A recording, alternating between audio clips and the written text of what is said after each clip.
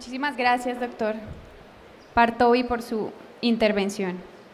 Le recordamos a los asistentes que en las hojas tamaño media carta que se les entregaron al inicio del evento pueden formular sus preguntas y entregarlas a las personas de la camiseta gris con la imagen del evento para que ellos las entreguen al moderador del panel. A continuación, entonces, damos paso al panel Pensamiento computacional como habilidad del siglo XXI, política pública y empleos del futuro. Solicitamos la presencia en la tarima de Nerea de la Riva, gerente de oferta educativa de Arduino, Mónica Hernández, directora de la Fundación Telefónica Colombia, y Juan Carlos López, editor del portal Eduteca, quienes acompañarán al doctor Hadi Partovi.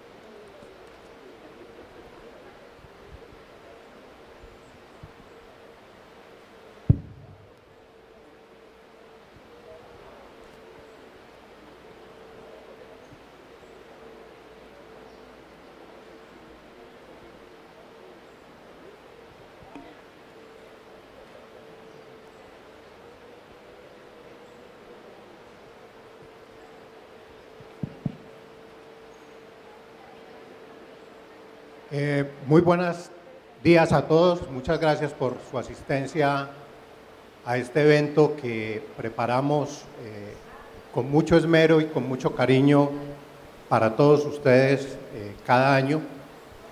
Mientras llega Nerea, que ya viene por acá, el pensamiento computacional es una de las habilidades del siglo XXI que más está despuntando en los últimos tiempos. Y habría que hacer digamos, un barrido histórico en lo que ha sido la computación para enterarnos que inicialmente los computadores, cuando llegaron a las escuelas, llegaron con logo, no venían con programas de ofimática, y los chicos empezaron a programar con logo. Lo que pasa es que era muy rudimentario en ese momento, era bastante rudimentaria la programación, era con líneas de código, eso generaba una cantidad de situaciones en términos de sintaxis, si escribías mal un punto, una coma, venía la frustración y demás. Luego llegó la ofimática y entonces los profes de informática nos fuimos para el otro lado. Se abandonó la programación y se empezó a trabajar primero toda la suite ofimática, luego entraron todo el resto de herramientas visuales, video, líneas de tiempo y demás, en detrimento de la programación, que era desarrollo de pensamiento realmente. Pero del año 2002, 2006, cuando se acuña el término pensamiento computacional, Janet Wynne, viene todo un movimiento porque regrese nuevamente la programación a las escuelas. Y afortunadamente, hoy por hoy, eso ya es un hecho, ya es algo irreversible.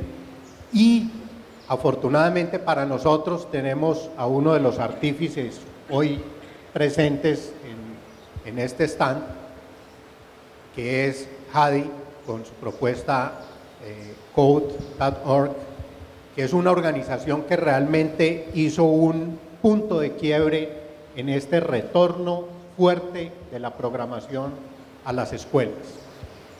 Y tenemos a Nerea en representación de Arduino, que tal vez es la organización que también dio un punto de quiebre para que todos estos elementos de robótica, que por lo regular eran, si lo querías fácil, era costoso. porque había que comprar unos kits bastante costosos. Si lo querías fácil, era aprenda un montón de electrónica porque ármeselo todo usted mismo. Los de Arduino ni lo pusieron tan fácil que fuera absolutamente fácil y poco retador, pero tampoco tan difícil que no pudiera tener punto de entrada. Y aquí quiero traer una anotación de Resnick, el doctor Mitchell Resnick, que dice que cuando creó Scratch, lo creó pensando de paredes amplias para que se pudiera hacer mucho, de piso bajo para que la entrada fuera absolutamente fácil y todo el mundo pudiera entrar, y vieron lo que nos presentó ahora Jadi, que demoró hacer esa entrada, que si estamos hablando de un lenguaje de programación como Java, esos son meses para lograr eso. Aquí es absolutamente rápido, pero un techo muy alto, que es un techo que permite construir muchas cosas muy complejas. Entonces, amplio para muchas variedades, para matemáticas, ciencias, religión, arte, y alto para poder lograr realmente muchas cosas muy complejas. Pero una pregunta importante es cómo lograr que la computación realmente, el pensamiento computacional realmente entre al aula, llegue al aula. Porque esto puede ser un discurso muy bonito como discurso, pero realmente mientras todos ustedes como docentes no se comprometen y realmente dicen yo puedo poner mi grano de arena, esto no va a pasar nada. Muchos de ustedes ya lo están haciendo. Entonces, una primera pregunta para los tres es, ¿qué debemos hacer para que la computación y el pensamiento computacional realmente llegue al aula?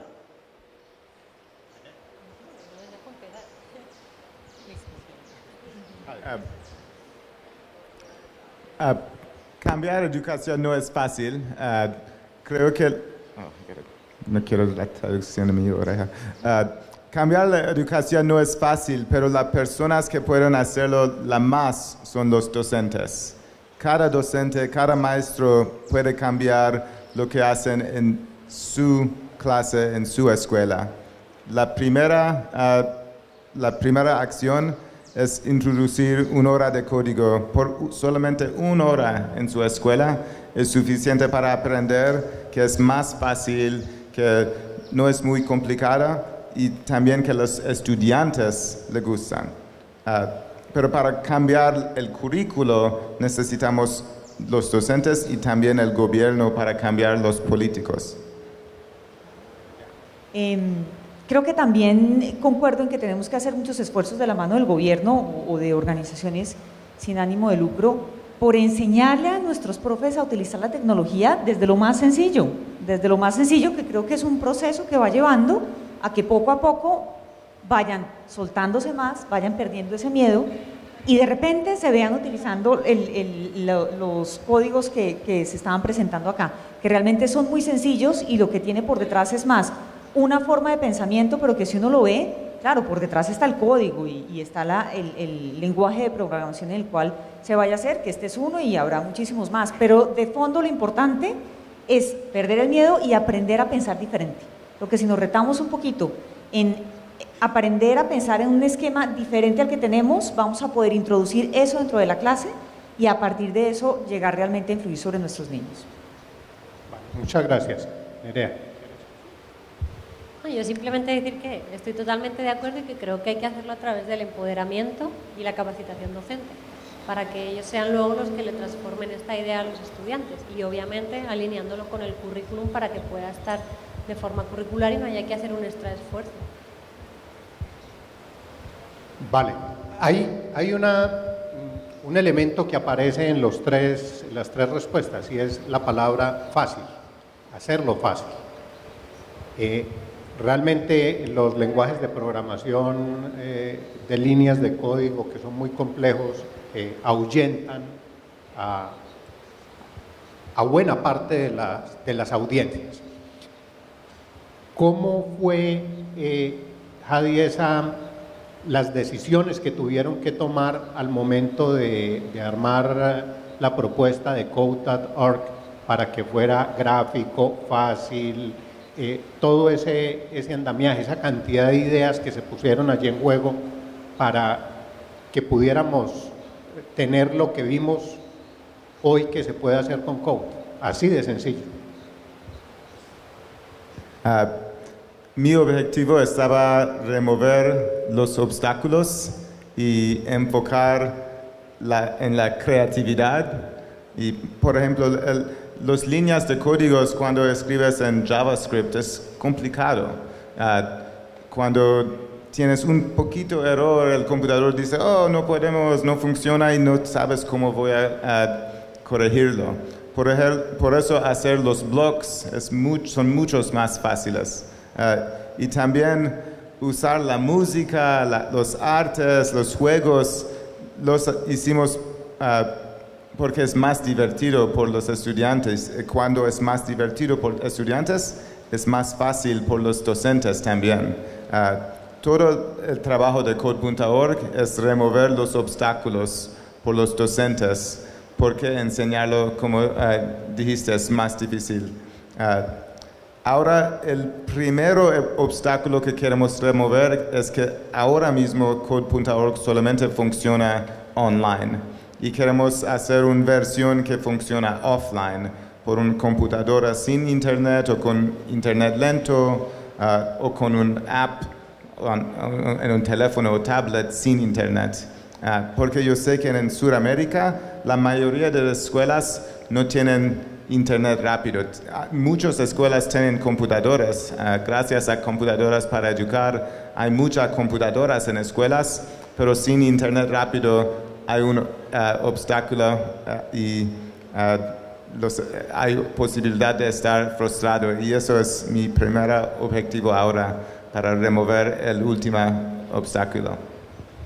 Vale, mil gracias que respondes esa parte, porque muchas de las preguntas que nos han hecho tienen que ver con áreas rurales, deficiencia de internet, internet lento, en fin, condiciones difíciles que son las que viven buena parte de los docentes.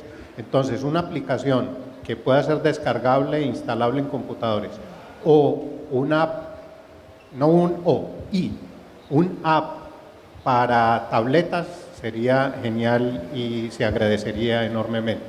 Muchas gracias. La misma pregunta para Nerea. Cuando trabajan en Arduino, en esta plataforma, lo fácil, es que ese piso de entrada sea realmente bajo y que muchas personas puedan entrar fácilmente. ¿Cuáles son los mayores retos que han tenido allí? Yo diría igual un poquito la descripción como paso a paso, cuando intentábamos hacer proyectos al principio o circuitos un poco más complejos.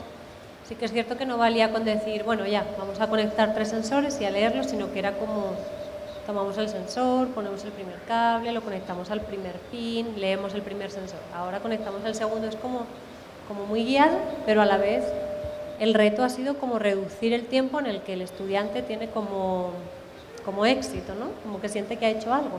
Porque igual cuando la actividad se vuelve muy guiada, parece ser que igual te pasas como 15 sesiones y el estudiante no ha visto nada. No ve nada funcionando, entonces no tiene realimentación positiva, no está motivado. Y sí, yo creo que el reto ha sido seguir haciendo que las cosas sean paso a paso, pero que los proyectos vayan teniendo como realimentación positiva y que todos los estudiantes salgan en la primera hora diciendo yo fui capaz de hacer el primer ejercicio, y luego de ahí ya sea complicarlo, ¿no? De entrada todos tienen que ser capaces de hacer algo y luego ya depende de sus intereses si lo quieren complicar más o menos, y también un poquito del tiempo que tengan disponible, claro.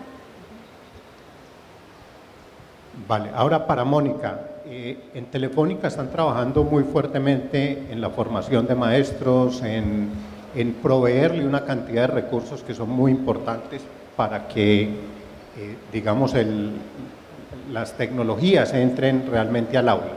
En términos de pensamiento computacional, ¿cómo están trabajando ustedes desde su organización? Sí, A ver, para nosotros es básico este tema del pensamiento computacional. De hecho, todo lo que nosotros hacemos en educación, que empieza con el trabajo con ustedes, los docentes en las diferentes instituciones educativas, en realidad está orientado a que logremos introducir la tecnología de una manera productiva, de una manera positiva en la vida de la gente. Que esos niños que están hoy en día estudiando, empezando su vida académica y su formación, realmente tengan acceso de una forma diferente a la tecnología. No solo utilizando los dispositivos, que es parte de lo que hacemos con algunos de nuestros proyectos, sino también en la forma como utilizan esos dispositivos, la manera como se aproximan a eso. Pero lo hacemos con un objetivo, y es que a futuro necesitamos personas que estén desempeñando roles muy diferentes a los que se desempeñan hoy en día. El componente tecnológico que van a tener los empleos cada vez va a ser mucho más fuerte. El porcentaje de trabajos que no existen aún y que tendrán un componente tecnológico a futuro va a ser cada vez mayor, eso lo sabemos. Pero desde ya hay que empezar a formar a las personas en eso. ¿En qué? En realidad, en análisis de información, en aproximación a problemas, en resolución de situaciones complejas y demás. Entonces, parte de eso es lo que nosotros estamos buscando, empezar desde ya a formar con los niños, pero también con los proyectos en los demás proyectos, en los demás frentes de la Fundación, para que realmente podamos llegar a eso, que el país tenga profesionales realmente capacitados para desempeñar esos roles en el futuro y que realmente podamos entrar dentro de esa carrera tecnológica que está llevando el mundo hace unos años y que nosotros no nos podemos quedar atrás. Particularmente en varios países de Latinoamérica trabajamos programas puntuales de la mano de varias plataformas en las cuales se aplican los temas de programación. Trabajamos creando código, trabajamos con Scholartic, que buscan fundamentalmente enseñarle a los docentes a programar para que todo eso se lleve al aula de clase. En Colombia aún no hemos empezado con esos programas, pero es parte del plan estratégico que tenemos que seguir en el muy corto plazo, porque sabemos lo importante que es. Hoy en día estamos enfocándonos en eso que les dije hace un rato, que los maestros, nuestros docentes pierdan el miedo a interactuar con la tecnología y además jueguen con ella para que las clases sean más diferentes, más entretenidas, sean más novedosas, que los niños aprendan de una manera diferente, que se potencie la creatividad en el aula de clase, la innovación, que sean realmente clases completamente diferenciales. Esas dos cosas, tanto nuestra ruta TIC como ruta innovación, se enfocan en esas dos, en que nuestros maestros aprendan a manejar la tecnología en zonas rurales, en zonas apartadas, incluso donde no hay conectividad, que es donde realmente más están necesitando ese tipo de apoyo. Y también que las clases sean diferentes, que tengan un componente innovador distinto, que haga que los niños realmente aprendan de una manera pues mucho más, aprendan realmente, se apropien de la tecnología dentro del aula de clase. Vale, muchas gracias. Bueno, aquí surge otro elemento y es en lo que nos han dicho esta mañana, y es en relación a la transversalización. Sabemos que la computación o el pensamiento computacional realmente tiene que ver es con los seres humanos. A través de máquinas, sí, pero tiene que ver es con los seres humanos. Los que piensan son los seres humanos. Las máquinas simplemente obedecen lo que se les diga que hacen. Si se les dice que haga un cuadrado, pues hacen un cuadrado. Eso no. Otra cosa diferente es que yo intente hacer un cuadrado y le dé instrucciones para que haga un triángulo. Ese ya es asunto que debo resolver yo como persona, no la máquina. Entonces, partiendo de esa base, porque sí nos preocupa un poco la parte humanista y siempre sale ese tema a relucir que es bueno y el ser humano dónde queda y demás. Entonces, partiendo de allí, vemos que el pensamiento computacional es una excelente herramienta para transversalizar las diferentes áreas del conocimiento, para que los proyectos de matemática junto con arte o de lenguaje con matemáticas puedan fluir y puedan darse dentro de las instituciones educativas. En el trabajo que ustedes hacen, ¿cómo ven esa transversalización de las diferentes áreas del currículo a través o con un hilo conductor del pensamiento computacional?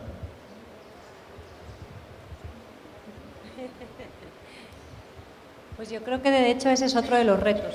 Antes preguntabas por los retos y no me he dado cuenta, pero sí ese es uno de los retos, hacer que la tecnología se emplee en otras asignaturas de forma fácil, ¿no?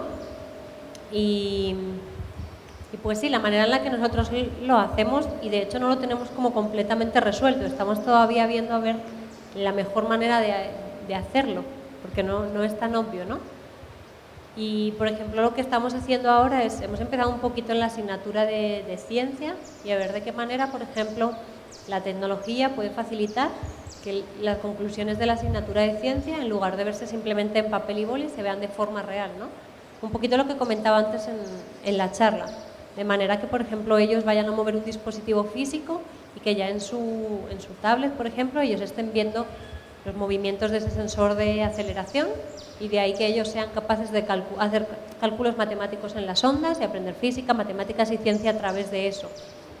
Y en realidad es lo que yo diría, que a día de hoy no está resuelto, que todas las ciencias estén súper integradas, los programas STEM no son tan obvios, pero sí que estamos en el camino de hacerlo, porque yo creo que sí que la tecnología como medio, no como fin, se puede emplear en otras asignaturas para hacerlas de pronto como más atractivas, ¿no? Para generar el interés de los estudiantes, porque hoy en día todos esos libros compiten contra un teléfono que tiene 25.000 videojuegos y en realidad a ellos eso es lo que les llama la atención, ¿no? Entonces traigamos lo que sí les llama la atención al aula y empleémoslos para otras asignaturas, ¿no? Yo diría. Hadi, ¿qué pensarías tú al respecto?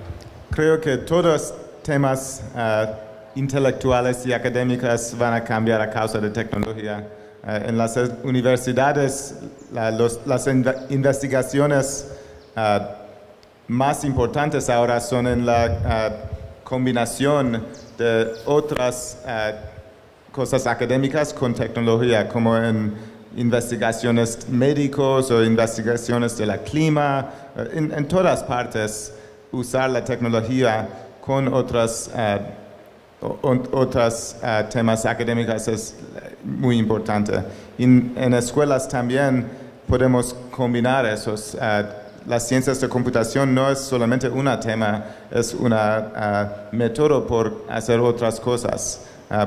Y yo mostré cómo podemos enseñar los ángulos en matemático con ciencias de computación, pero podemos enseñar muchas otras cosas también y personalizarlo por los estudiantes.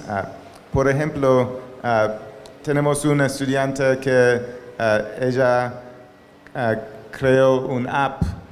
Ese estudiante tiene problemas mentales y tiene depresión y ella creó un app por sus amigas y amigos para probar si ellos tienen depresión también. Es su proyecto. Cada estudiante puede crear su propio proyecto para combinar su pasión, los otros temas de educación con ciencias de computación. Mónica, tu opinión. Yo pienso que en realidad sobre la utilización de tecnología no hay límites. En realidad es ponerse un reto y proponerse a solucionarlo utilizando tecnología.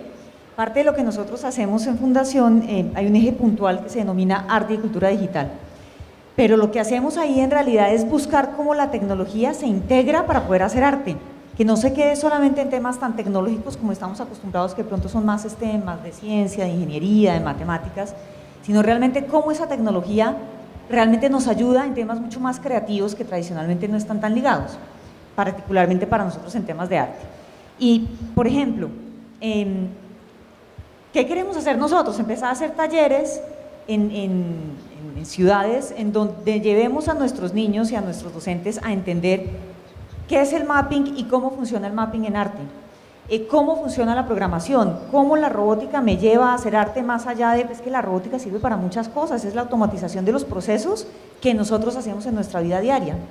Luego, el arte es parte de eso, la esencia creativa sigue estando en el ser humano y eso no lo podemos perder. Pero a partir de ahí, la tecnología nos lleva a materializar esas mismas actividades en cosas concretas. Hace poco, dentro del trabajo que hacíamos, llegaron unas personas a proponernos hacer arte por WhatsApp, teatro por WhatsApp. Entonces decíamos eso, ¿cómo que teatro por WhatsApp? ¿Eso cómo funciona? y nos contaron todo un montaje utilizando WhatsApp, en donde indudablemente hay artistas, hay actores, pero también cómo empieza a entrar la tecnología dentro de una actividad tradicional de entretenimiento. Otro día estuve en un foro, en un tema de, por ejemplo, cómo se hace cine por el móvil, que es un festival que probablemente ya muchos de ustedes conocen, que se llama Smart Films, que se realiza en Colombia, y realmente es muy sencillo. Hay gente que ha programado ya aplicaciones que existen para eso, pero ya existen, utilicémosla. Es ponerse un reto, perder el miedo y lanzarse a ver cómo lo resolvemos utilizando tecnología. Yo creo que es más eso. Bueno, y siguiendo el hilo conductor, aquí aparece otro elemento, que es el de la política pública. Muchas de las iniciativas que se ponen en marcha pueden tener dos formas de hacerse. Una es desde arriba hacia abajo, que venga la política pública desde el gobierno y va bajando hasta que llega al aula. La otra forma es, un momento, hagámoslo en el aula hasta que todo eso genere una masa crítica que modifique la política pública. ¿Cómo ven ustedes ese tema de la política pública en que realmente el pensamiento computacional entre al aula, sea una realidad? Pues en realidad yo creo que depende muchísimo del país. Yo creo que hay países en los que, si bien cuando las cosas empiezan desde abajo hacia arriba, en algún momento dado los de arriba se interesan y de repente quieren hacerlo a nivel nacional, o sí que lo implementan en más escuelas. Eso, por ejemplo, es el caso de que pasó en nuestro programa de clases creativas en España. Se hacía como en pequeñas regiones, con diferentes fundaciones, y hay un momento en el que era tan grande que sí que el Ministerio de Educación dijo, espera, ahora vamos a hacerlo para todos. Pero sí que es verdad que hay otros países en los que, al no ser que desde el gobierno se tome una decisión central, no hay manera de introducir algo en el aula, porque igual las secretarías regionales no tienen la posibilidad de tomar la decisión de qué manera ellos van a enseñar lo que viene en el currículum, sino que les viene dado, ¿no? Entonces yo simplemente diría eso, que ambas pueden funcionar, pero depende mucho del país. Javi, ¿tú qué piensas? Creo que necesitamos los dos. No hay ningún país donde solamente si los docentes o estudiantes quieren algo sin la ayuda del gobierno que pueden hacerlo, y no hay ningún país donde el gobierno puede decir que todas las escuelas deben enseñar ciencias de computación sin la ayuda de los docentes para hacerlo. Necesitamos los dos, y quiero repetir lo que yo dije,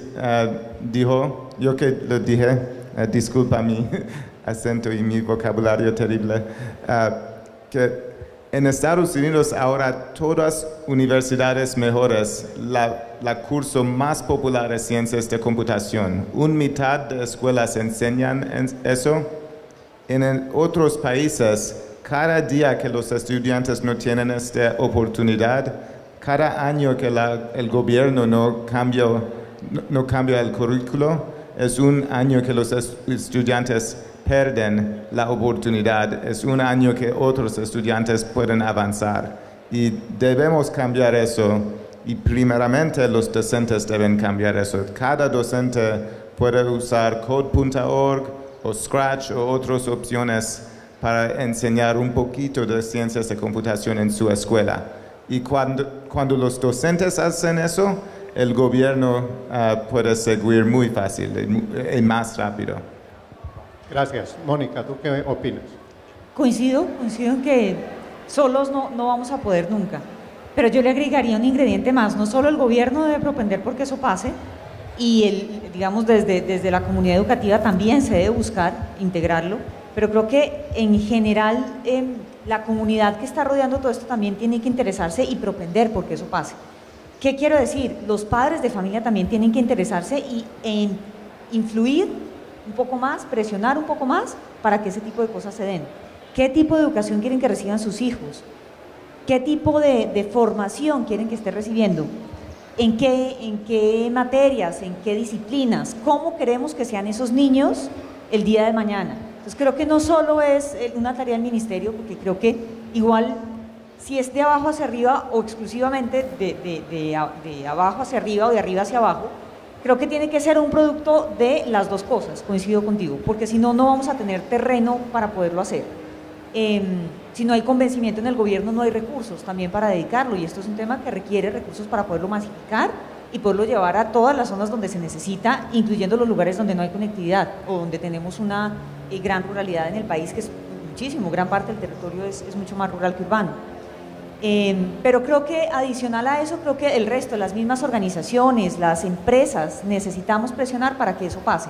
Las empresas vamos a demandar el día de mañana esos niños en empleos trabajando para las mismas empresas. Necesitamos que tengan ciertos perfiles, necesitamos que sepan cierto tipo de cosas, pero no podemos esperar que pase de la nada. Tenemos que influir también para ir llevando y acompañando ese proceso de tal forma que todos vamos alcanzando ese objetivo. Bueno, eso, lo que tú opinas, Mónica, tiene que ver con dos elementos muy importantes. Uno es qué tipo de ser humano estamos formando, que es la base de la educación, y son temas eminentemente pedagógicos, del campo de la pedagogía. Y si nos preguntamos o nos hacemos esa pregunta por qué tipo de ser humano queremos formar y por qué el pensamiento computacional es importante, si bien lo vemos dentro del aula, tiene que ver mucho con aprender más y aprender mejor. O sea, pasa a un tema eminentemente didáctico, usarlo como una herramienta didáctica. Pero si vamos un nivel más arriba, ya estamos en lo pedagógico y tiene que ver con esos empleos del futuro, con empleos que incluso hoy todavía no se sabe cuáles van a ser. Entonces, la pregunta es, el impacto que va a tener para un país, ya no es para una escuela, sino para un país, que su sociedad, sus niños aprendan hoy o desarrollen hoy su pensamiento computacional versus que no lo hagan. ¿Cuál va a ser ese impacto? Pues en verdad yo contestaré que no sé, porque yo creo que nadie sabe. Pero si tengo que dar mi opinión, yo creo que sí es cierto que la tecnología, el pensamiento computacional, esa forma de desarrollar está ahí, ¿no? Y quizás con la forma en la que ahora intentamos meter proyectos en el aula, que sean de electrónica, que sean de programación, de robótica, da igual en verdad de qué área, pero sí que sean un poquito más innovadores. Lo que sí les estamos poniendo, yo creo, a los estudiantes delante es un reto que no saben resolver, y eso sí que les va a dar muchas capacidades, como pueden ser la capacidad de esfuerzo, o no frustrarse si algo no les funciona a la primera, o trabajar en equipo, o saber defender sus ideas. Y yo creo que sea lo que sea que vayan a ser los empleos del día del mañana, esto va a ser común a todos. Entonces, si bien contestaría no sé, yo creo que la cosa es eso, ¿no? Ponerles delante estos retos que no sean simplemente ya una educación más pasada, sino algo que sea innovador y que les haga a ellos desarrollar estas habilidades blandas que van a poder aplicar a cualquier campo. Eso es una pregunta interesante. ¿Por qué podemos cambiar un país? En ese país, creo que todos adultos, lo siento, creo que todos adultos tienen teléfonos, y ustedes tienen un teléfono que está diseñado en Estados Unidos, y cuando buscas el internet es con una página diseñada en Estados Unidos. Cuando envías un mensaje a tu amigo es con una aplicación diseñada en Estados Unidos. ¿Y por qué solamente un país tiene tanto control de diseñar las tecnologías que todo el mundo usa? ¿Y por qué ese país no puede diseñar una tecnología por la gente en Estados Unidos? La diferencia no es en quién tiene más dinero. La diferencia es en la creatividad, en la educación. Crear la tecnología no necesitan más, no sé las palabras, resources naturales.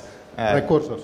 Sí, solamente necesita la creatividad y la educación y la persistencia. Y por los jóvenes aquí es una oportunidad que pueden dar a ellos o pueden permitir que Estados Unidos avanzar. Creo es muy importante por todos los países, pero especialmente en Sudamérica, dar esa oportunidad a los jóvenes. Mónica. Yo creo que sí nos hace una diferencia, la verdad. Creo que una cosa, a ver, nosotros creo que el proceso de la educación ha ido mucho alrededor de capacitar técnicamente a las personas en una disciplina del conocimiento particular. Pero creo que necesitamos, adicionalmente a que haya gente que sepa de ciertos temas, personas que realmente sepan trabajar en un entorno tan incierto como el que nosotros vivimos. En general el mundo, a la velocidad que viene evolucionando, está cambiando muy rápido y se vuelve rápidamente mucho más complejo, mucho más… En realidad uno no sabe realmente cuál es, no hay certeza de que las condiciones en las cuales uno esté trabajando realmente se mantengan en el tiempo, cambia muy rápido. Y tenemos que aprender a trabajar en ese mundo porque es el que nos toca a nosotros y el que para nuestros hijos va a ser todavía mucho más evidente ese fenómeno. Necesitamos gente que sepa resolver problemas en ese entorno, que sepa analizar lo que está pasando en ese contexto particular y tener soluciones del mismo entorno que tiene. Creo que tú lo estabas diciendo muy bien hace un rato, no podemos seguir esperando que otros solucionen nuestros problemas, porque somos nosotros quienes realmente los conocemos y las soluciones tienen que venir de nuestro mismo entorno, si no realmente no van a ser soluciones sostenibles en el largo plazo. Y creo que eso es lo que hace el pensamiento computacional. Y por eso nosotros tenemos que hacer un esfuerzo para que nuestros niños realmente aprendan eso. Más allá de un lenguaje, es una manera de aproximarse a los problemas, a las situaciones y tener soluciones que realmente sean exitosas en el contexto en el cual se están necesitando y que sean aplicables en el largo plazo. Vale, bueno, entonces muchas gracias a nuestros panelistas. Podemos, a manera de conclusión… ¿Puedo decir algo más? Claro que sí. Quiero decir la historia de Simón Borrero, un hombre de Cali, un estudiante de Cali, que es el fundador de Rappi. Ahora su negocio tiene la más grande inversión en toda Sudamérica. Yo quiero decir eso porque es posible, no es imposible crear negocios muy grandes aquí. ¿Y cuál es su problema más grande? Su problema más grande es que no puede encontrar programadores aquí. Y todos los negocios de tecnologías tienen ese problema y ese problema podemos cambiar, pero solamente con educación. Vale. Muchas gracias, Jadi, por esa aclaración y sí, es cierto, hay iniciativas del campo de la tecnología importantes en América Latina, pero ese es uno de los cuellos de botella que tenemos y aquí lo vivimos en la universidad, cuando muchas empresas vienen a pedir ingenieros de sistemas y resulta que no, la cantidad de estudiantes que se gradúan en ingeniería de sistemas no alcanzan a cubrir las plazas que se abren para los empleos en el campo de la programación, por ejemplo, de desarrolladores de software. Entonces, a manera de conclusión, podemos decir que definitivamente el pensamiento computacional es una habilidad del siglo XXI. Y a pesar de la palabra computacional, no necesariamente tiene que ver con máquinas. De hecho, en code.org encuentran unos materiales maravillosos de pensamiento computacional o ciencias de la computación desconectadas para realizar sin necesidad de ningún aparato, que ustedes pueden realizar con los niños sin necesidad de que medie un teléfono, un computador, ni nada, porque lo que debe primar aquí es la palabra pensamiento. Eso es lo realmente importante. Entonces, dado que ese pensamiento se ha vuelto supremamente importante y sobre todo de cara al futuro o al presente, pues porque ya esto no hay quien lo pare, sí es para nosotros importante reconocer que el punto de entrada a la programación ha bajado. Y ha bajado gracias a iniciativas como Code.org, como Arduino, como muchas otras, como Scratch, que permiten que los chicos empiecen a programar muy fácil y muy rápido. Palabra clave, fácil, rápido. Que permita transversalizar las diferentes asignaturas del currículo, diferentes temas, que ya no eso necesariamente tiene que ser cuestiones aparte, la matemática por un lado y el arte por el otro. Y que este es un tema realmente pedagógico, de orden pedagógico, que tiene que interpelarnos en qué tipo de ser humano estamos formando, de cara a qué sociedad lo estamos formando. Entonces también tenemos que preguntarnos, estos chicos que están en nuestras manos hoy día, ¿en qué mundo están viviendo y en qué mundo van a vivir? Porque si no los preparamos para eso, me parece muy alertador las palabras que dice Jade. Los países que se demoran un año en tomar la decisión, es un año que se pierde. Y si demoran 2 años, son 2 años, y así sucesivamente. Entonces creo que está en nuestras manos que realmente exploremos estas alternativas, le metamos mano y empecemos a hacer algo. Y ya veremos si la política pública nos ayuda, no nos ayuda, nos modifica, no se modifica, pero realmente yo creo que es importante que nosotros como docentes en el aula empecemos a hacer transformaciones. Y esas transformaciones en términos del pensamiento computacional es como la propaganda de la avena Quaker. Se les va a anotar para toda la vida a nuestros chicos, como lo ha repetido innumerables veces Nerea hoy. A sus 14 años le tocó negociar. ¿Y eso para qué le sirvió? Pues para mucho, y se le nota toda la vida. Entonces, recuerden, como la avena Quaker. Muchas gracias a nuestros panelistas, gracias a ustedes por asistir. Y bueno, no se olviden que en la tarde las actividades continúan a través de 8 actividades en paralelo. Por favor, miren dónde se inscribieron para que asistan. Empezamos a las 2 de la tarde. Muchas gracias.